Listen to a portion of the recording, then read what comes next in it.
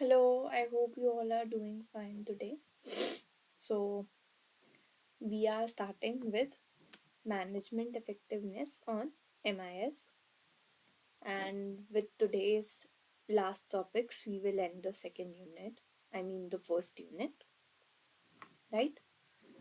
So, we are talking about the management effectiveness, effectiveness on MIS.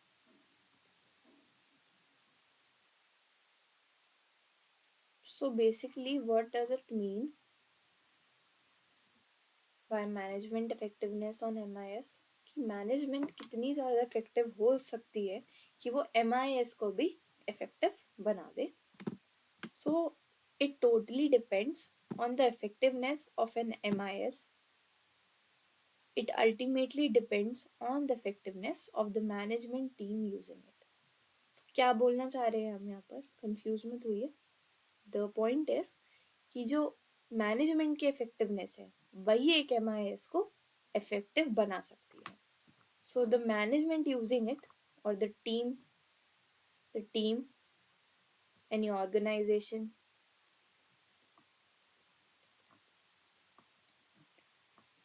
using the MIS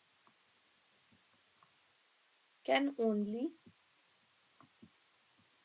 make the MIS effective.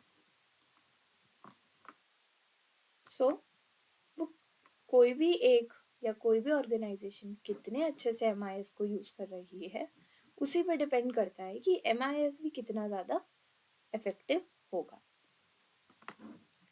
सो अगर हम देखें कि ऐसे कौन से की फैक्टर्स हैं जो कंट्रीब्यूट करते हैं मैनेजमेंट इफेक्टिवनेस पे on MIS.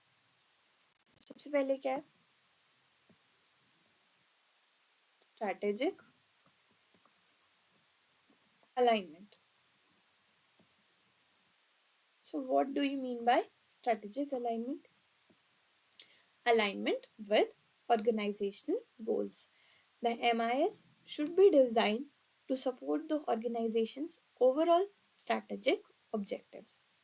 Management needs to understand how the MIS can be used to achieve specific goals such as increasing market share, improving customer satisfaction, or reducing cost. So strategic alignment basically यही है कि alignment of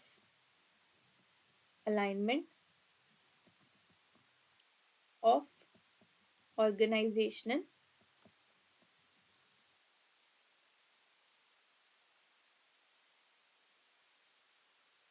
so basically यहाँ पे हम किसकी बात कर रहे हैं, ऑर्गेनाइजेशनल गोल्स की बात कर रहे हैं. और ऑर्गेनाइजेशनल गोल्स यूजुअली क्या होता है, fulfil the users requirement, fulfil the clients requirement. User तो खुद ही होंगे वो, है ना, MIS के user. Clients requirements, reduce cost, मतलब इफेक्टिव काम प्रोवाइड कर पाए एक कम कॉस्ट पे, एफिशिएंट काम दे पाए एक कम कॉस्ट पे. ठीक है, और क्या कर सकते हैं, रिक्वायरमेंट्स फुलफिल कर रहे हैं, ऑल्सो इम्प्रूविंग कस्टमर सेटिस्फैक्शन. ठीक है, आई होप आपको क्लियर है. ये alignment with organisational goals overall organisation के ऑब्जेक्टिव्स पे वर्क करता है. जो भी ऑर्गेनाइजेशन के वेरियस ऑब्जेक्टिव्स हैं उन्हें फुलफिल करने के लिए वर्क करता है. तो MIS इसी तरह से डिज़ाइन होता है कि वो ये सारी नीड्स को फुलफिल कर सके. ठीक है, next point is data quality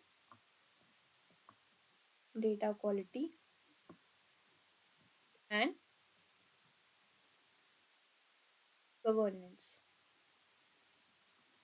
Obviously the data should be of good quality, and जिस तरह से डेटा को लीड करा जा रहा है वो उसकी डेटा गवर्नेंस है, राइट। तो अब डेटा कैसा होना चाहिए, एक्यूरेट होना चाहिए, टाइमली होना चाहिए। The MIS is only as good as the data it is based on, ठीक है। MIS उतना ही गुड होगा जितना डेटा अच्छा होगा जिसपे वो बेस्ड है, या डेटा जो भी वो प्रोवाइड कर रहा है। अगर वो अच्छा डेटा देगा तो वो एक अच्छा MIS है, अगर वो अच्छा डेटा नहीं दे रहा है, गुड इन्फॉर्मेशन नहीं दे रहा है, तो वो अच्छा MIS नहीं है। और अच्छा डेटा क्या होता है, मतलब good information, and good information के एट्रीब्यूट्स क्या होते हैं, एक तो था accuracy, relevance, timeliness and completeness. अगर मैं कोई भूल रही हूँ तो आप उसे जॉट डाउन जरूर कर सकते हैं अपने नोट्स के लिए, ठीक है। तो management needs to ensure that the data is accurate, complete and up to date. up to date अब up to date से मेरा क्या मतलब है, मतलब बिल्कुल लेटेस्ट होना चाहिए वो। हमें अगर प्रेजेंट टाइम पे कोई डेटा चाहिए तो वो प्रेजेंट ट्रेंड्स को फॉलो करे। It should follow the market trends that are going presently, right. I hope आपको ये वाला पॉइंट भी क्लियर होगा। Also this requires establishing strong data governance practices and investing in data quality initiative। तो और क्या होना चाहिए, हमारी strong data governance practices होनी चाहिए, ठीक है, और investing in data quality initiatives। हम डेटा क्वालिटी को कैसे इंश्योर कर सकते हैं, उसकी डिफरेंट टेक्निक्स होती हैं, राइट। हमें उन्हें भी फॉलो करना है। सो practices to ensure data quality should be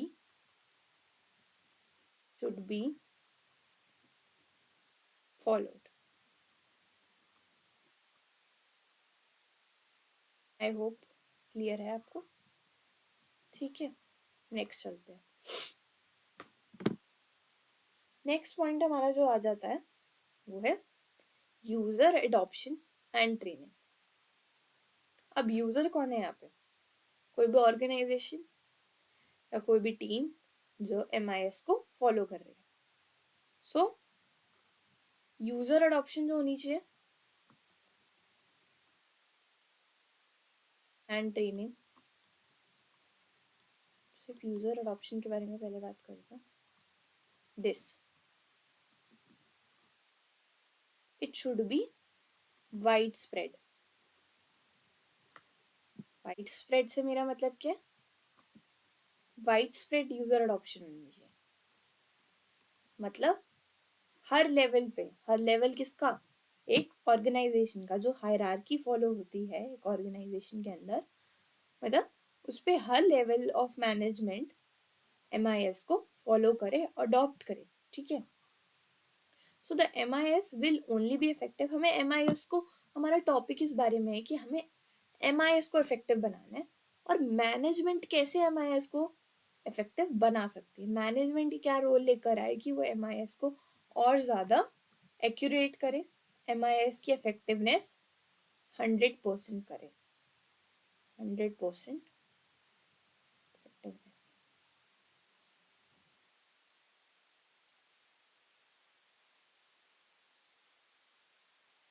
कैसे होगा ये, पॉइंट्स को लिखते हैं, चलो। सबसे पहला पॉइंट जो है हमारा कि it will B only effective if, आज तो थोड़ी प्रॉब्लम हो रही है हमें,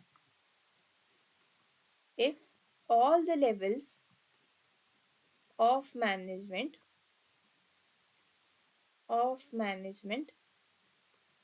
follow it and obviously adopt it। मतलब डिफरेंट लेवल्स में MIS को फॉलो किया जाए अडॉप्ट किया जाए, राइट? तभी MIS इफेक्टिव होगा।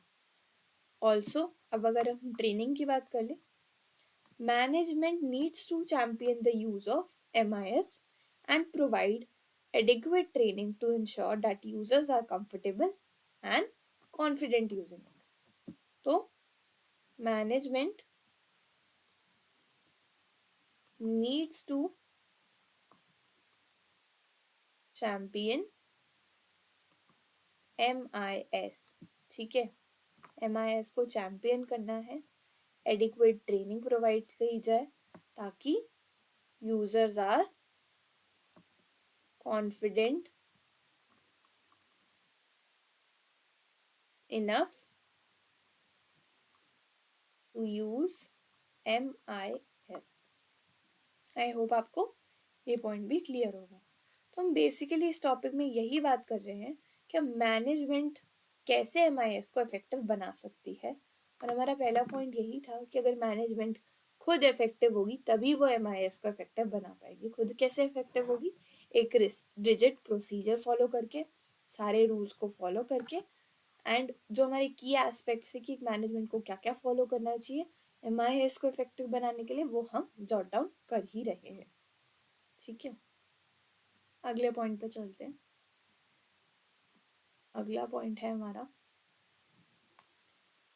effective communication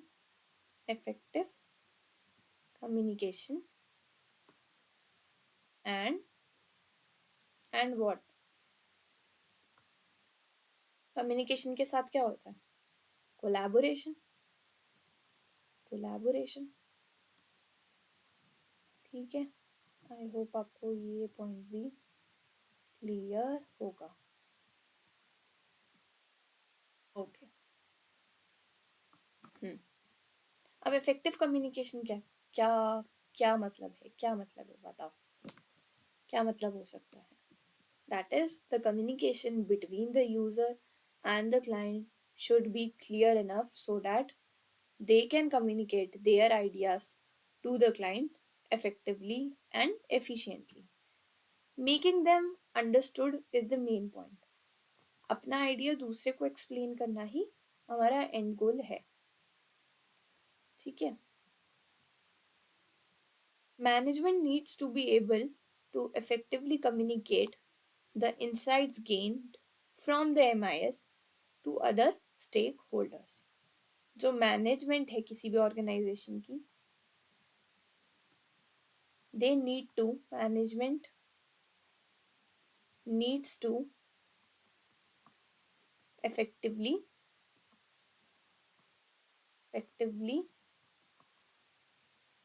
communicate the insights of MIS to the other stakeholders. I hope आपको चीज क्लियर है कि वो इफेक्टिवली MIS के इनसाइट्स को बाकी स्टेक होल्डर्स को एक्सप्लेन कर पाए। तो मैनेजमेंट को यही करना है, राइट? ठीक है। This requires developing strong communication skills and tailoring message to different audience. तो इसमें क्या होना चाहिए? मैनेजमेंट के पास स्ट्रॉन्ग कम्युनिकेशन स्किल्स होने चाहिए। क्या होने चाहिए? Strong communication skills, so that they can convey or tailor messages to others. So the main point of effective communication and collaboration is about strong communication. Communication skills are so important in every place, like in every place of your life. Like suppose you are going to a restaurant, you need to communicate with the waiters, with the staff, and telling them what you really want. If you are going to a very good restaurant, they come to you and ask what are you preferring.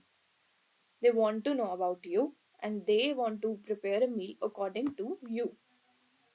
So your communication skills can only make him or her understand that what do you really want. And even if you are going to a company, obviously you all will be joining MNCs in your future, and the key role you have to do, the key quality that you need is strong communication skills to convey your messages, to make them understand. The thing is, it totally depends how you sell yourself in an interview. See, we all are products. आप में ऐसा क्या better है कि वो आपको choose करें, और ये सिर्फ आपके वर्ड्स पे डिपेंड करता है, कैसे आप कम्युनिकेट कर रहे हैं, क्या वर्ड्स आप बोलने वाले हैं, उसी के बेसिस पे वो आपको चूज करते हैं. ठीक है, सो आगे बढ़ते हैं. हमारा नेक्स्ट पॉइंट है continuous improvement. That is, you should be always open for improvement, for change, open to change, open for change और open to change. ठीक है, open to change I guess थोड़ा better रहेगा यार. open to change. ठीक है, आपको हमेशा चेंजेस लेकर आने हैं. Changes are not always bad, they are good enough. Changes are very important. Scope of improvement जहाँ पर भी लग रही है आपको इम्प्रूव करना ही होगा अपनी ऑर्गेनाइजेशन में. एंड ये कैसे होगा? हमेशा ऑनगोइंग मॉनिटरिंग की वजह से और इवैल्यूएशन की हेल्प से. So the MIS should be constantly monitoring and evaluating to ensure that the meeting that it is meeting the meeting going on fulfill the needs of the organization, and management needs to be willing to make the changes to the MIS as needed to improve its effectiveness. तो यही बोलना चाह रही हूँ मैं कि MIS जब भी बोलेगा, जब भी आपको बताएगा कि these are the changes or these are the scope of improvement, the management should take it positively and make the changes. MIS will tell the management about the changes that need to be made, and also evaluating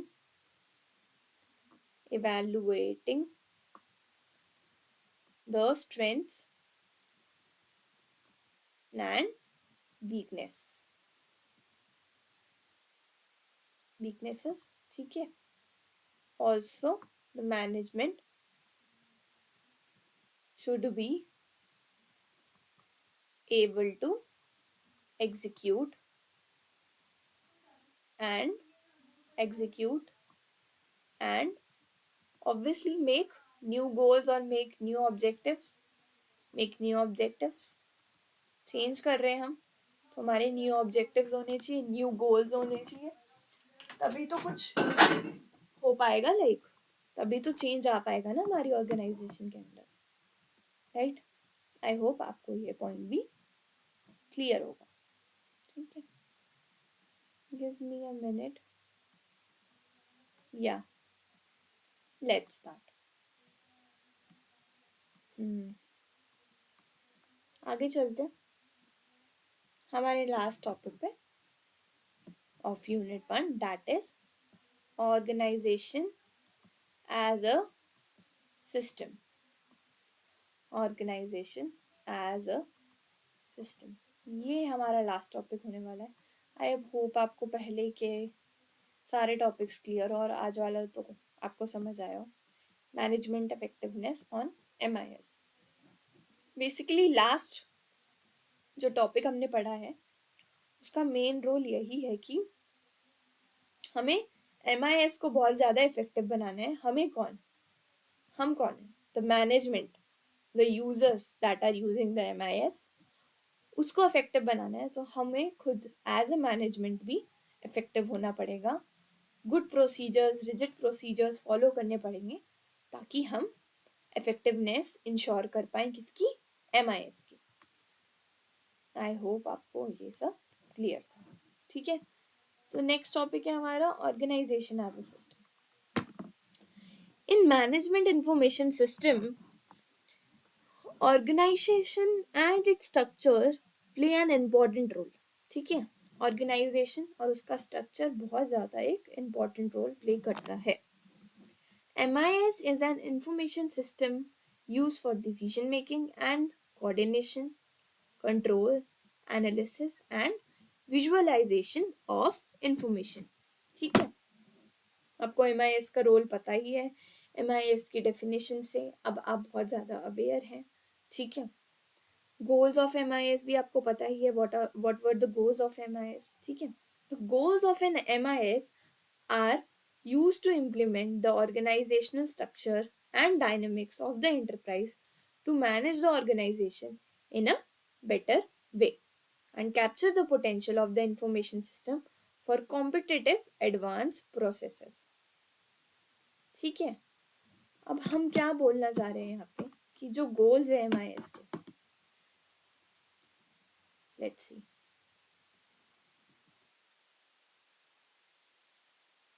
The goals of MIS are to implement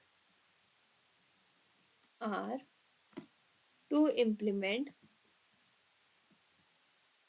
the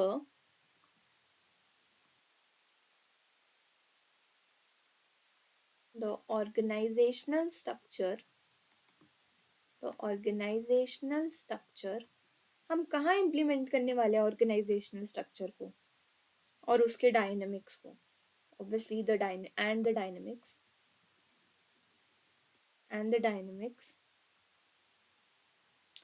to manage the organisation. हम जो ये goals है MIS के, इनको कहाँ implement करने वाले हैं, are the goals of MIS are, जो भी है हमारे गोल्स, उसको हम इम्प्लीमेंट करने वाले हैं ताकि हम ऑर्गेनाइजेशन को एक बेटर वे में रन कर सकें और कैप्चर क्या कर सकें, potential of a good information, the potential of the information. Potential का मतलब क्या होता है, बिल्कुल इंफॉर्मेशन एक ऐसे पीक लेवल पे हो, ठीक है, इतनी एक्यूरेट हो, इतनी ज़्यादा टाइमली हो कि हमारी ऑर्गेनाइजेशन डिसीजन मेकिंग परफेक्टली ले पाए। ठीक है, आगे देखते हैं। The organizational structures and dynamics of the enterprise to manage the organization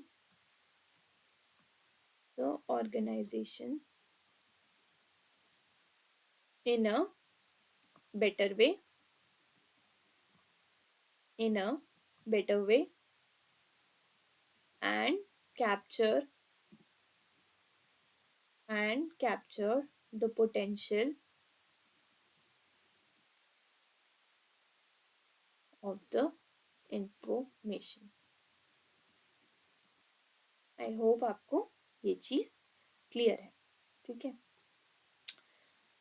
अब एक सिस्टम के अंदर क्या आ जाता है, अगर हम थोड़े से की एस्पेक्ट्स देखें किसके, एक ऑर्गेनाइजेशन के as a system in MIS, right.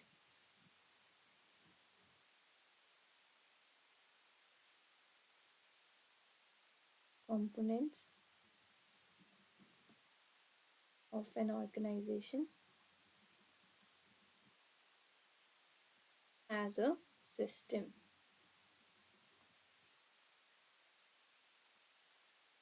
सबसे पहले inputs। What are inputs?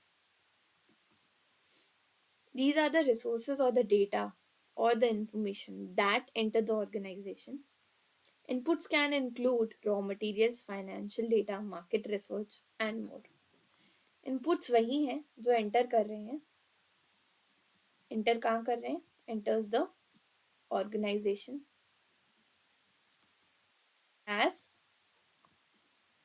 any information, any info, data, or you can say any visualizations, right, that can be used further for decision making. तो ये हमारे inputs हैं. और even suppose you are doing any physical project, तो क्या हो जाएगा वो आपका raw material, the raw material used. Obviously raw material ही हमारा input होगा. Suppose हमें एक building construct करनी है, विंडोज है यहाँ उस बिल्डिंग में, ये हमारा सपोज एक डिजाइन है, लेआउट है, ठीक है. उसके लिए हमें क्या क्या रॉ मटेरियल चाहिए, glass, cement, obviously people who will make it, and many things, right, maybe iron. So these are what, these are inputs in an organization. जब एक ऑर्गेनाइजेशन एक सिस्टम की तरह वर्क करती है, सिस्टम मतलब सिस्टमैटिक वे से वर्क करेगी, सारे प्रोसीजर्स प्रोसेसेस को फॉलो करेगी, तो इनपुट्स हमारे क्या हो गए यहाँ, कोई भी रॉ मटेरियल, डेटा, इंफॉर्मेशन या विजुअलाइजेशन. ओके, फिर आ गया हमारा सेकंड, दैट इज प्रोसेसेस. अब हम प्रोसेसेस की बात करेंगे.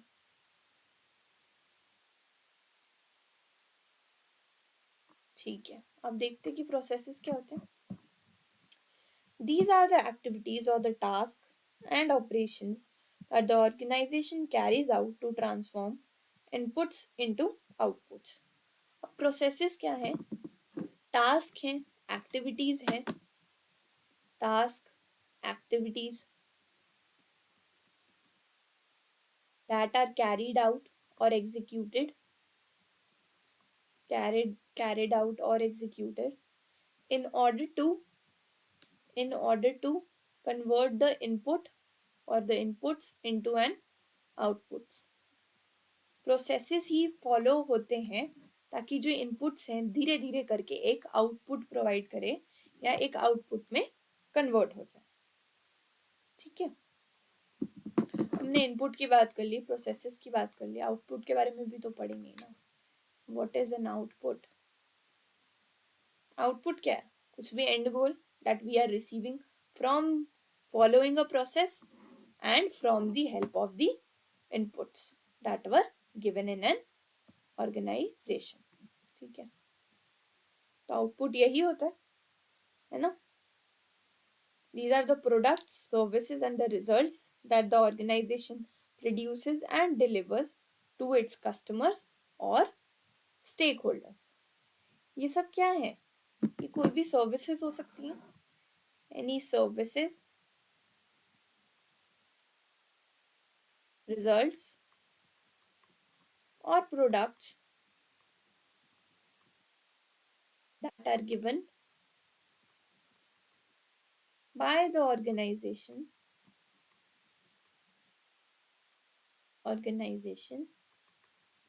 to the client or any stakeholders. ये एंड प्रोडक्ट है हमारा, हमारा एंड रिजल्ट है, या कोई भी सर्विसेज जैसे होती है प्रोडक्ट बेस्ड कंपनीज और सर्विस बेस्ड कंपनीज. थोड़ी कंपनीज क्या प्रोवाइड करती है, सर्विसेज प्रोवाइड करती है. सर्विसेज जैसे you can say Accenture is a service based company. So suppose someone need to launch an app, they already have an app, suppose they go to Accenture to market it, तो वो marketing services provide कर रही है.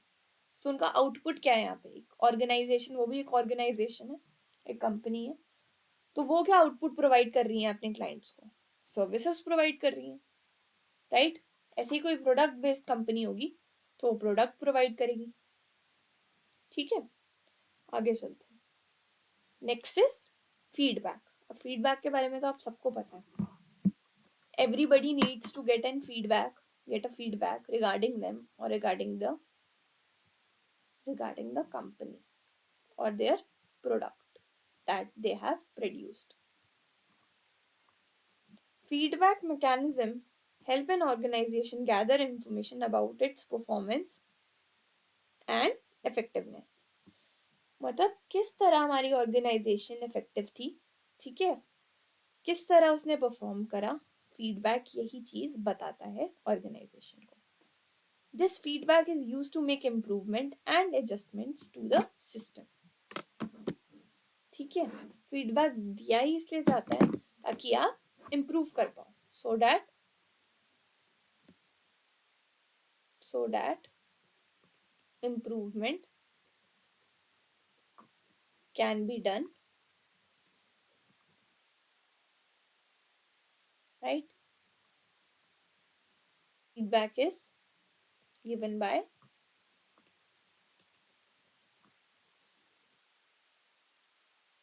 feedback mechanisms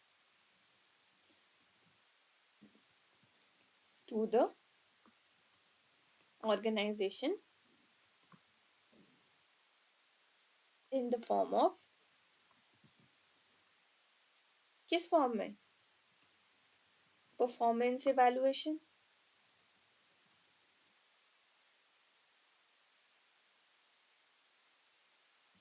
right?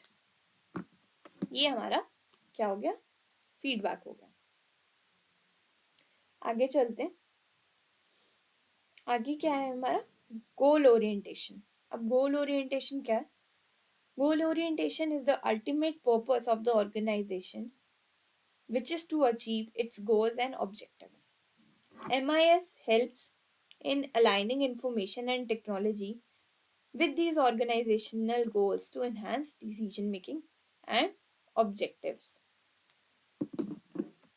ठीक है, goal orientation.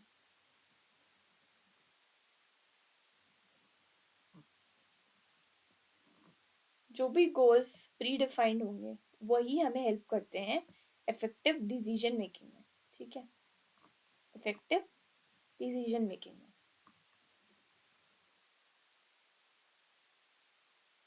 जब हमारे पास already गोल defined होंगे, हमारे ऑब्जेक्टिव्स हमें पता होंगे, तो हम इफेक्टिवली गुड डिसीजंस ले पाएंगे. ठीक है, और we can also achieve success, right? और गोल ओरिएंटेशन का मेन पर्पस ही यही है कि हम क्या अचीव कर पाए, अपने गोल्स और ऑब्जेक्टिव्स. जो भी हमारा एंड गोल है, एंड गोल सपोज हमें एक प्रोडक्ट को डिलीवर करना है एक पर्टिकुलर कंपनी को, वो हमारा एंड गोल हो गया, राइट? तो गोल ओरिएंटेशन किस में हेल्प कर रही है? हमें हेल्प कर रही है हमारे गोल्स और ऑब्जेक्टिव्स को अचीव करने के लिए, राइट? मेन पर्पस ही यही है. चलो आगे चलते हैं.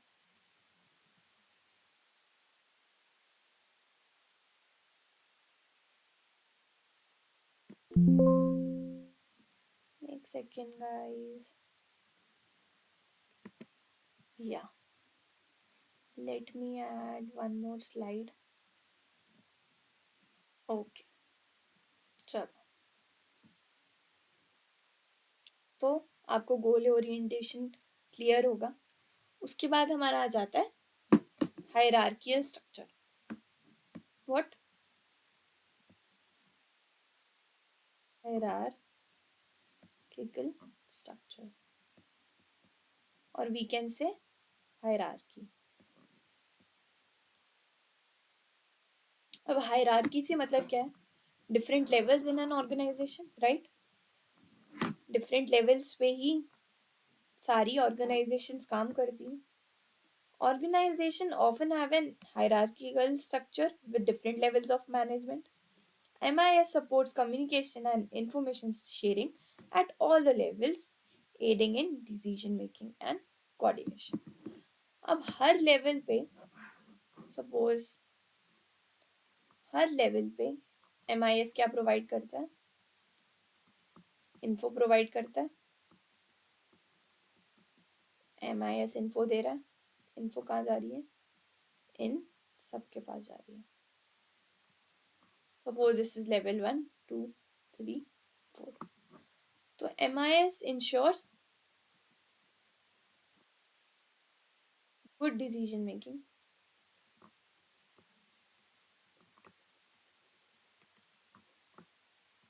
and sharing of information at all the levels. Of management.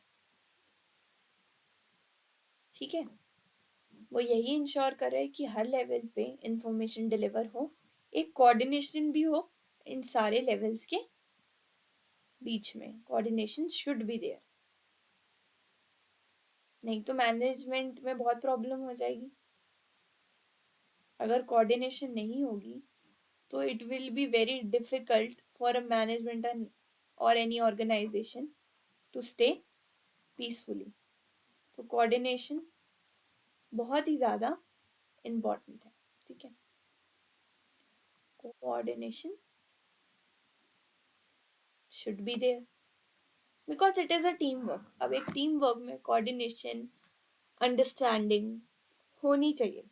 ठीक है, आई होप आपको ये सारे पॉइंट्स क्लियर होंगे, आपको समझ आ गए होगा what do you mean by organisational as a structure in MIS। ठीक है, ऑर्गेनाइजेशन एक स्पेसिफिक स्ट्रक्चर्ड के फॉर्म में होती है, it is a structure obviously, and it is also a system, it is working as a system. I hope आपको ये clear होगा। चलो, अभी हमने क्या क्या बात कर ली मैनेजमेंट इंफॉर्मेशन सिस्टम के अंदर। मैनेजमेंट इफेक्टिवनेस ऑन MIS, हमने सारे पॉइंट्स देखे, राइट। फिर हमने देखा हमारे organisation as a system, components देखे हमने। ठीक है, आई होप आपको ये क्लियर होगा, है ना। ऑर्गेनाइजेशन एज अ सिस्टम के बारे में सब क्लियर होगी, आपको क्लैरिटी आ गई होगी। इनपुट्स, प्रोसेसेस, आउटपुट्स, फीडबैक, गोल ओरिएंटेशन, हायरार्की। एक और पॉइंट देखते हैं, that is we need to learn about this also, it is important, data integration। Data integration,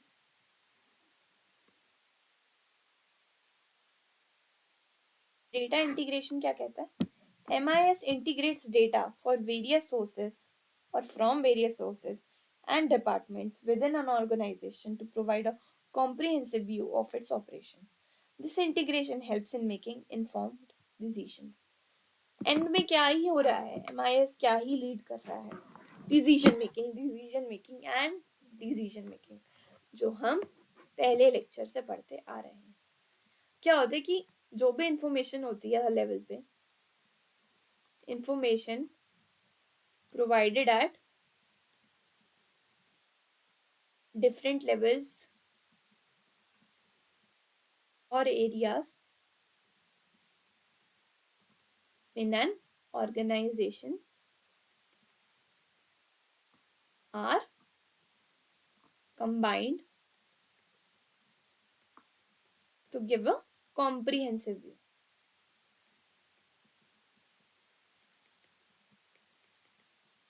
So that what can happen? So that decision making can take place and take place. And goal यही है data integration का भी, ताकि हम सारी information को जो अलग अलग लेवल्स या एरिया में है, अलग अलग एरियाज में है एक ऑर्गेनाइजेशन के अंदर, वो कंबाइन हो सके। ठीक है, ऑब्वियसली एग्रीगेट हो सके, वो सारा डेटा एक साथ आ सके और एक कॉम्प्रिहेंसिव व्यू मिले एंड में कि सपोज हर लेवल ने अलग अलग चीज पे काम करा है एक प्रोडक्ट की, तो ऑब्वियसली वो एंड में क्या होगी, इंटीग्रेट होगी, कंबाइन होगी, तभी तो एक इफेक्टिव डिसीजन ले पाएंगे, राइट। तो इट इज इम्पॉर्टेंट, राइट। तो डेटा इंटीग्रेशन इस तरह से जरूरी है। ठीक है, आई होप आपको ये सारे टॉपिक्स क्लियर हो गए होंगे। अब हम यूनिट 2 के फर्स्ट लेक्चर में मिलेंगे, right. And good day, have a good day जब भी आप देख रहे हैं, और good night if you are seeing the lecture at night. Take care, bye bye, thank you.